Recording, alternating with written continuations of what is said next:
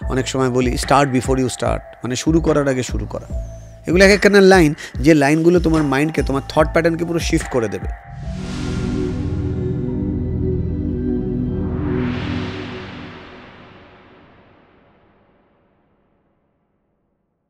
যে start before you start, এটা আবার কোনো কথা হতে পারে? হ্যাঁ, বিকজ পৃথিবীতে সব কিছুই তো স্টার্ট বিফোর ইউ স্টার্ট। যে ফিল্ডে মাস্টার হয়েছে সে কিন্তু শুরু করার আগে শুরু করেছে, মানে মনের পিকচারাইজ করাটা শিখেছে। সেটাকে ইংলিশে বলে ভিজুয়ালাইজেশন, যেটা আমার এক্সপার্ট, মানে আমার যে পড়াশোনার ফিল্ড তার মধ্যে একটা পার্ট হচ্ছে ভিজুয়ালাইজেশন, ক্রিয়েটিভ ভিজুয়ালাইজেশন। মানে আমার এটার উপরেই আমার একটা বিরাট রিসার্চ। যেমন হয়তো যিনি মুখ্যমন্ত্রী, হ্যাঁ, তিনি হয়তো বাস্তবে এখন মুখ্যমন্ত্রী, মানসিকভাবে অনেক আগে থেকে। যেরকম আমি যখন ইন্ডিয়ান টিমের সাথে কাজ করি, প্রথম দিনই আমি তাদেরকে যখন জিজ্ঞেস করি তোমাদের মিশন ভিশন কি, সবাই সেই অলিম্পিক মেডেল বলে, তো আমি প্রথমেই বলি ওকে ডু ওয়ান থিং, তুমি কি হতে চাও সেটা তুমি কাগজে লেখো। রেডি? বলে হ্যাঁ। তো podium, national anthem, Indian flag, এবং ঘরের মধ্যে আমি ইন্ডিয়ান টিমে কী করি, ফ্ল্যাগ লাগিয়ে রাখি, ইন্ডিয়ান ফ্ল্যাগ, বড় বড় ফ্ল্যাগ। এবং কথা বলতে বলতে বলতে বলতে আমি ক্লোজ ইউর আইস করে সেই আলফা লেভেলে নিয়ে গিয়ে যখন ইন্ডিয়ান ন্যাশনাল অ্যান্থেম বাজায় আর ফিল করে তুমি পোডিয়ামের ওপরে দাঁড়িয়ে আছো আর সারা ভারতবর্ষ হাততালি দিচ্ছে, অ্যান্ড তোমাকে দেওয়া হচ্ছে অর্জুন অ্যাওয়ার্ড, এবং তোমার বাবা মা তোমাকে দেখছে, তখন বুঝতে পারছো ঘরের পরিবেশটা কী হয়ে যায়। সো আমার মনে হয় সবাই আমরা ভিজুয়ালাইজেশন করি, কিন্তু ভিজুয়ালাইজেশন একটু যদি কারোর এক্সপার্টের হেল্প নিয়ে একটু শিখে নিতে পারি, বাবা মা যেরকম আমাদের শেখায় সেরকম স্কুলের টিচারও তো শেখায়, সেরকম সব ফিল্ডেরই তো এক্সপার্ট থাকে। আমার মনে হয় কিছু কিছু সময় এই ধরনের ফিল্ডে একটু যদি এক্সপার্টের সাপোর্ট নেওয়া যায়। আজকের বাস্তবতার খাতিরে এটা খুব প্রয়োজন হয়ে পড়েছে, কারণ যে কম্পিটিটিভ ওয়ার্ল্ড, আগে ডিস্ট্রাকশন ছিল না। হয়তো আমি আমার ছোটবেলাতেও বলছি যে এত ডিস্ট্রাকশন ছিল, তখন ম্যানুয়াল ডিস্ট্রাকশন হাই ছিল। হ্যাঁ, এখন তুমি জাস্ট ইমাজিন করো, তুমি মোবাইলটা যেই অন করছো সবগুলো নোটিফিকেশান একসাথে টুংটাং টুংটাং টুংটাং টুংটাং সাউন্ড করে তোমার মাথাটা না মেইন ফোকাস থেকে সরিয়ে দিচ্ছে। তুমি অনেস্টলি বলো এখানে কতজন ভিউয়ার আছে যারা আমার সাথে একমত হবেন, এবং দেখবে কমেন্টসে তুমি এতগুলো কমেন্টস পাবে সবাই একমত হবেন। আমি আপনাদের কমেন্টস চাই। রাত্রিবেলা শোয়ার আগে আপনি নিজেকে ইনস্ট্রাকশন দিলেন, একবার হোয়াটসঅ্যাপটা দেখবো ঠিক 2 মিনিটের জন্য, দেখেই বেরিয়ে আসবো। আপনি খেয়াল করে দেখুন যতবার এটা বলেছেন ততবার আপনি ফেল করেছেন। একবার 2 মিনিটের জন্য দেখা যায় না, যেই একটা পড়তে যাচ্ছেন আরেকটা হোয়াটসঅ্যাপ নিচ থেকে উপরে উঠে আসছে, আরেকটা হোয়াটসঅ্যাপ উঠে আসছে, আর একসাথে 4-5টা সোশ্যাল মিডিয়ায় আপনার যদি অ্যাক্টিভেশন থাকে তাহলে তো বোমবার্ড করতে থাকবে, আর আপনার ঘন্টা মিনিট মানে ঘন্টা মিনিটের মতন লাগবে। কারণ হচ্ছে এই যে আপনি পজিটিভ সাইকোলজির মাধ্যমে মানুষকে ঠিক করছেন, এই বিদেশি কোম্পানিগুলো কি করে আপনি হয়তো আমার থেকেও বেটার জানবেন, যে আর্টিফিশিয়াল ইন্টেলিজেন্স এবং সাইকোলজিস্ট দিয়ে এইটা তৈরি করে যে কিভাবে ওর অ্যাট্রাকশনটা আরো বেশিক্ষণ রাখবে। ফলে আমাদের এই সামান্য সাধারণ ব্রেন দিয়ে অত বড় সিস্টেম, কোটি কোটি, কয়েকশো কয়েক হাজার কোটি টাকার সিস্টেম, যেটা বানানোই হয়েছে আমরা ওখানে বেশি ডুবে থাকবো, আমরা হয়তো আটকাতে পারি না। রাইট।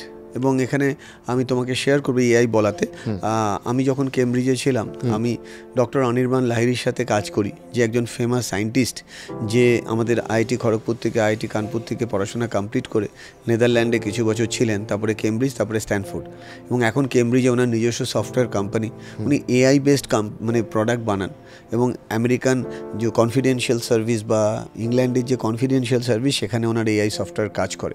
তো ওনার সাথে আমি এআই একটা সফটওয়্যারের ওপর কাজ করেছি, যে সফটওয়্যারটার নাম অন্তর্যামী। আচ্ছা, অন্তর্যামী ওয়ার্ডটা হচ্ছে সংস্কৃত ওয়ার্ড, যেটা একটা গেম, এটা 4 মিনিটের একটা গেম, যে কেউ খেলতে পারে, এবং সেই গেমটা খেলানোর পর আমি যে কোনো আননোন পার্সনের ক্যারেক্টার 10-এ 11 মিলিয়ে দেবো, গ্যারান্টেড।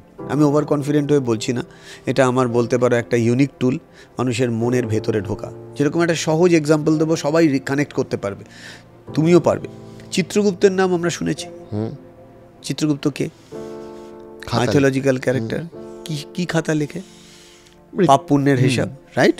ভালো কাজ করলে পুণ্য স্বর্গ, খারাপ কাজ করলে নরক, এটাই তো ছোটবেলা থেকে শুনে এসেছি। রেকর্ড। কতজন আছেন আমাদের ভিউয়ার্সদের মধ্যে বা আমরাই যদি একটু দেখি যে Chitragupta actually scientific name, it's a scientific name. চিত্র, পিকচার, গুপ্ত, hidden, Chitragupta. So hidden picture মানে কি? Your unconscious mind. তার মানে সবাইকে মিথ্যা কথা বলা যায়, আয়নাকে মিথ্যা কথা বলা যায় না। সো নিজের চিত্রগুপ্ত আমাদের কাছে। আর আমি কতটা অনেস্ট, একজন রোজ জিমে যাচ্ছে, ওয়ার্কআউট করছে, কিন্তু পেট কমছে না, তার কোচ বলছে কিছু তো একটা গন্ডগোল আছে, বলে বিশ্বাস করুন আমি কিচ্ছু বলছি না। সে রোজ রাত্রিবেলা 2টো করে সন্দেশ 4টে করে রসগোল্লা খাচ্ছে, আর কোচকে বলছে আমি একটাও মিষ্টি ছুচ্ছি না। কোথা থেকে তার ফিগারের স্ট্রাকচার আসবে বলুন তো? আপনি 2 লাখ টাকা দিয়ে জিমে ভর্তি হয়েছেন আর নিজেকে চিট করছেন।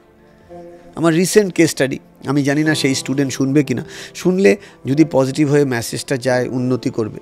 তার বক্তব্য, স্যার মদ আমায় খেতেই হবে, দরকার হলে জিম ছেড়ে দেবো, মদ ছাড়তে পারবো না। এটা একটা 27 বছরের ছেলের কমেন্টস। বাপরে। আমি বললাম মানে কি? বলে না স্যার বুঝতে পারছেন না। এবার সে বুঝতে পারছে না, সে তো এটা ঘুরে আছে, এটা তো ট্রান্স, যে এইভাবে মদ খেতে থাকলে তার যে কোনো দিন কিন্তু শরীরের ইন্টারনাল অর্গান ফেল করতে পারে, মানে এতটা সে অ্যাডিক্টেড।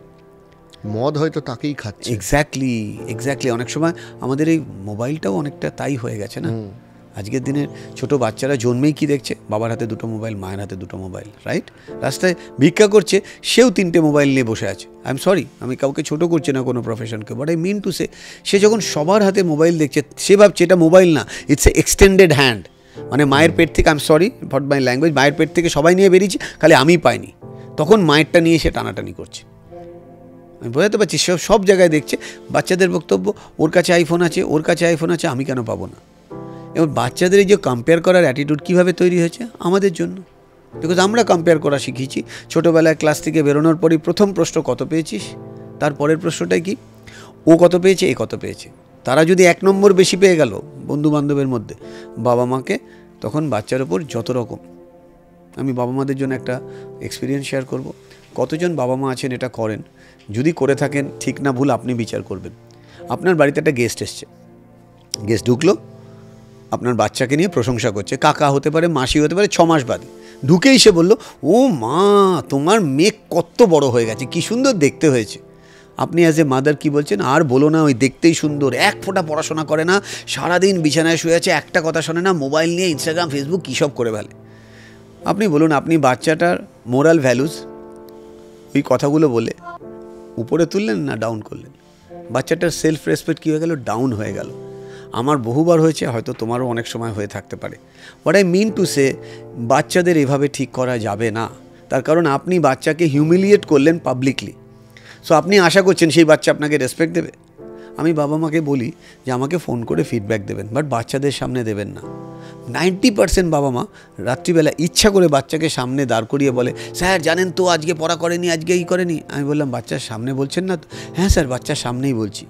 মানে বাবা মাদের কত বড় ইনম্যাচুরিটি। আই এম সরি, যে বাচ্চার সামনে আপনি আরেকজন আননোন পার্সন, তো আমি তো এখনও তার কাছে অতটা ক্লোজ হইনি, আমি আননোন পার্সনকে কমপ্লেন করছেন। বাচ্চা তো বাবা মার উপরেও রাখবে, আমার উপরেও রাখবে। এবার জিনিসটাকে যদি ঘুরিয়ে এভাবে বলা যেত, স্যার ও না অসম্ভব চেষ্টা করছে, আমি জানিও পারবে। বা আত্মীয় স্বজন বাড়িতে এসে আমার ছেলে বা মেয়েকে বললো, তোমার মেয়ে তো খুব ভালো, তাহলে বাবা হিসেবে আমার কি বলা উচিত? মেয়ের পিঠে হাত দিয়ে, মেবি কথা শুনছে না, বলা উচিত, আই অ্যাম সো লাকি যে আমার মেয়ে একদিন ভেরি ফেমাস হবে, আমি জানি ও চাইলেই পারবে। একই জিনিস বললাম, but in a positive way. এই যে সুইচ করা, কোন কথাটা কোথায় বলবো কোথায় বলবো না, আমরা বড়রাও অনেক সময় ভুল করে ফেলি। আমার মনে হয় সেটা খুব ইম্পর্ট্যান্ট একটা জিনিস, ধরা ছাড়ার খেলা, যে কোনটা ধরবো কোনটা ছাড়বো।